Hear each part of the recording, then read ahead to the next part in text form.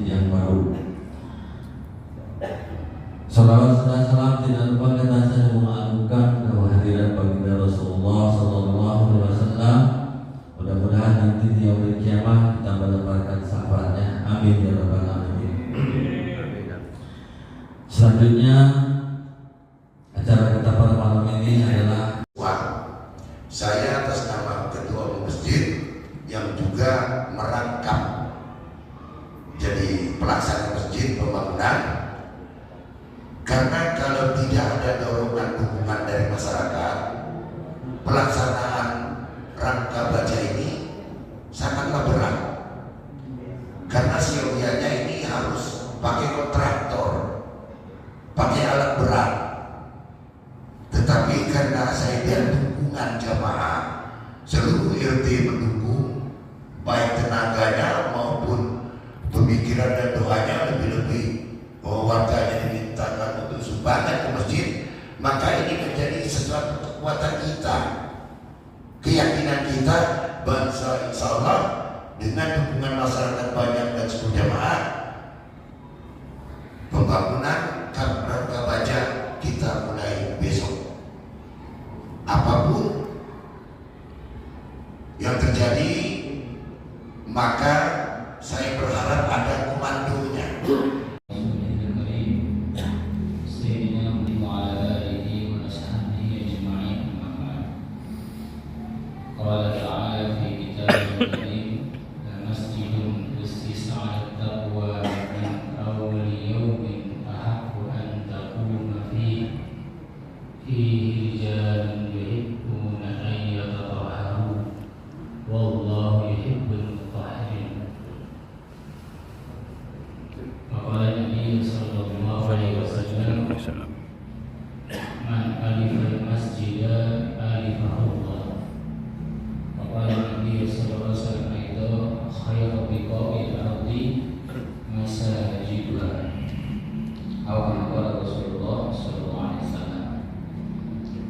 Alhamdulillah, hadirin yang dimuliakan Allah Subhanahu wa taala. Sebelum kita berdoa, maka sedikit kita ngomong tentang masjid. Masjid ini memang hanya bangunan fisik, tetapi bangunan ini ada landasannya. Jadi dikatakan masjid ini kita melandaskan, asaskan gotong royong. Namun bukan hanya sekedar gotong royong sebetulnya. Ya masjidun ussisa 'ala taqwa min awli yaumin ahaqqu an taquma fihi. Sungguh masjid yang dibangun atas dasar ketakwaan itu yang lebih berhak untuk kamu melaksanakan ibadah di dalamnya. Fihi rijalun yuhibbuna an yatatahharu. Dan di dalam masjid itu terdapat orang-orang yang suka berbersih diri. Maknanya ya semua kita ini gak ada yang suci. Setiap kita punya kesalahan, setiap kita yang punya kelemahan, kekurangan. Tapi yang Allah sukai adalah wallahu yuhibbul mutahhirin. Allah suka kepada orang yang suka membersihkan dirinya. Jadi kalau kita mengaku malu suci ya tidak. Tapi bukan berarti kita membiarkan diri kita terus dalam kesalahan, tetapi kita adakan dengan cara senantiasa mensucikan diri kita.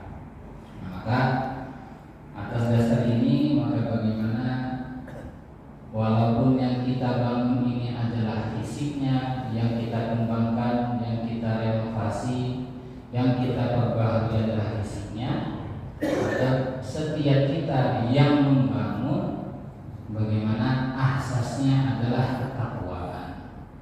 Nah, takwa itu kan maknanya itu sebetulnya luas.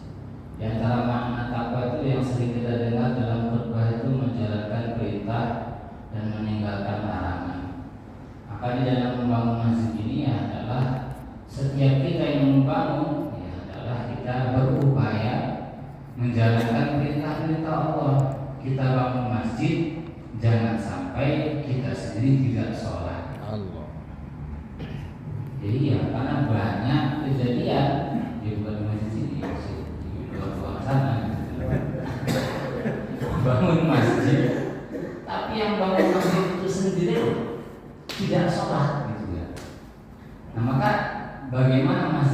bisa berlandaskan dengan ketakwaan gitu. Dan jangan kita menganggap nanti kalau sebentar berhenti kapan selesainya. Nah disitulah ujian ketakwaan gitu. Maka ya walaupun bukan maknanya waktu sholat berhenti semua sholat, tidak. Tentu ada sip-sipannya gitu kan. Ada sesuatu yang harus memang perlu dijaga ya, bagian jaga tetap jaga gitu. Tetapi nanti orang itu ada waktu, ada sholat jeda waktu, dia sholat bergantian dengan temannya tentunya. Bukan maknanya azan semua berhenti sholat, ya tidak juga, karena saya juga nggak paham bagaimana cara kamu. Tentu kan ada sesuatu yang bunyi nggak bisa ditinggal gitu. Ya.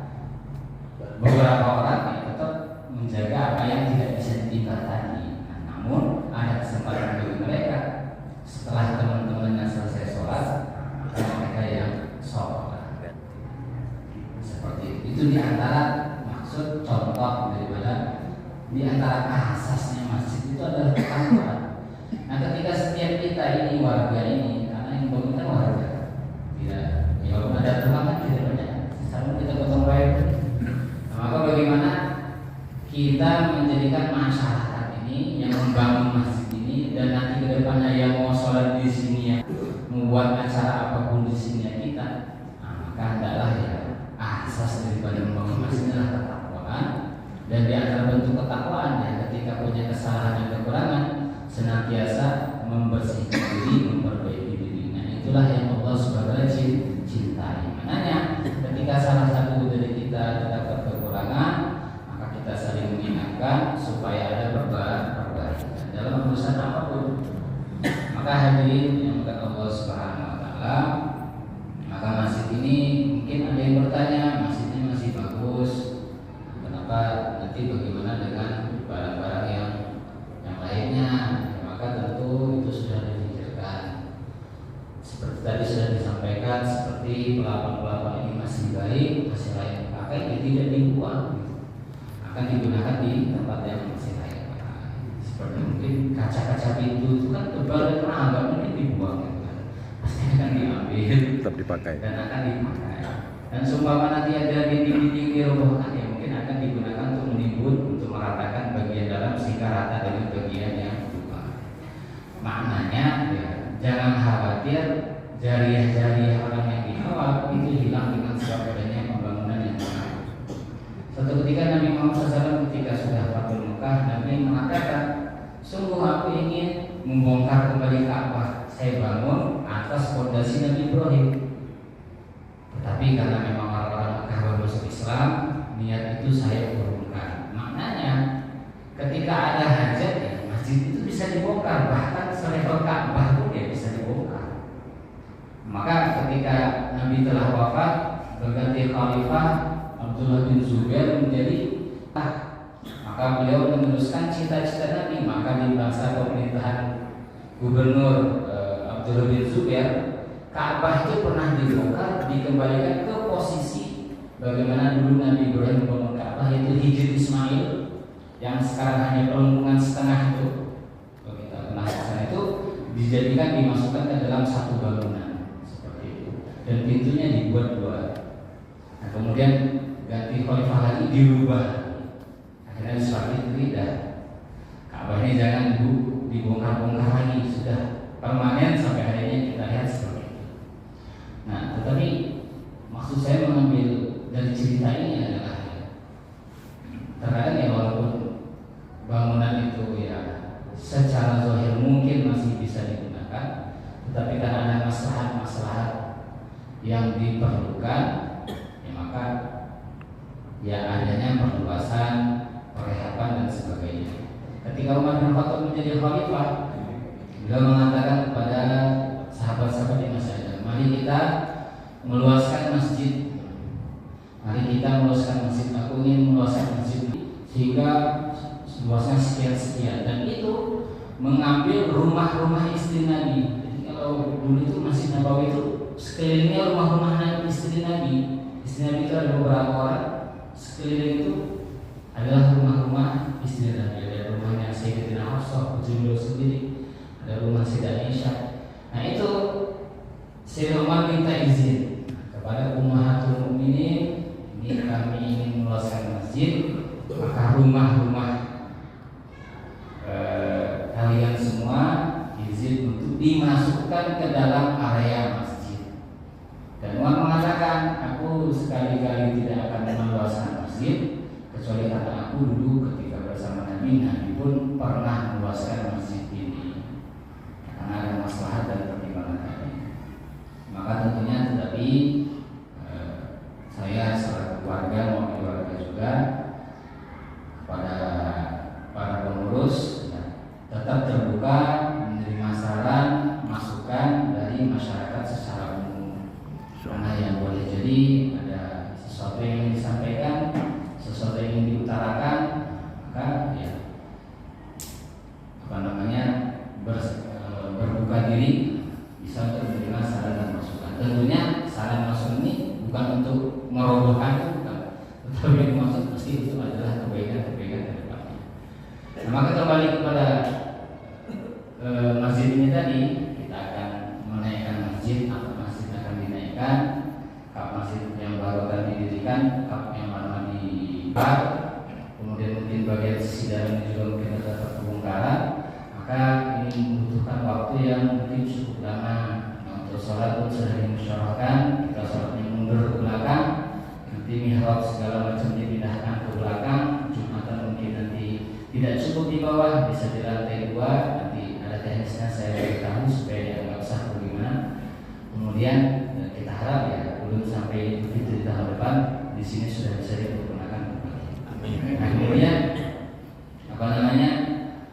tentu dalam pembangunan ini ya ada saja rintangan, ada saja hambatan yang tidak diduga. Maka dari itu kita di sini berkumpul untuk sama-sama berdoa semoga pembangunan kita ini diridhoi oleh Allah Subhanahu wa taala. Amin. Karena sesuatu yang telah Allah ridhoi, maka itu nanti yang timbul adalah kebaikan dan kebaikan. Tetapi kalau tidak diridhoi, ya artinya yang timbul adalah keburukan. Maka yang paling utama kita minta agar apa yang kita buat pada malam ini kita putuskan dapat ridha Allah Subhanahu wa taala, beri kelancaran, keselamatan, dan setiap kita yang ikut andil